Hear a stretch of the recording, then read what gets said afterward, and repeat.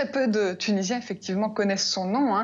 Et surtout, c'est un politicien qui affirme être, non pas islamiste, mais indépendant. En fait, Ennahdha n'avait pas vraiment le choix. Le parti aurait bien aimé pouvoir à la fois occuper les postes de Premier ministre et de président de l'Assemblée. L'Assemblée est le véritable cœur du pouvoir ici en Tunisie.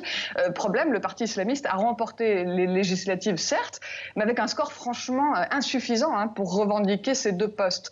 Le chef historique du parti, Rached Ghannouchi, rêvait de présider l'Assemblée. Il a été élu au premier tour par les députés il y a quelques jours, c'était mercredi, avec le soutien du deuxième parti du pays, celui de Nabil Karoui, vous vous en souvenez, le candidat à la présidentielle qui a passé le gros de sa campagne en prison. Son parti avait juré qu'il ferait rempart aux islamistes. Eh bien, les promesses faites ont été très vite jetées aux oubliettes. Il y a eu accord entre ces deux partis soi-disant ennemis. Voilà ce qui explique qu'on en soit arrivé à ce nom peu connu aujourd'hui, Habib Djemli. En très peu de temps, on se dit que ça ne va pas être simple de former ce gouvernement, qu'il va devoir y avoir beaucoup de tractations.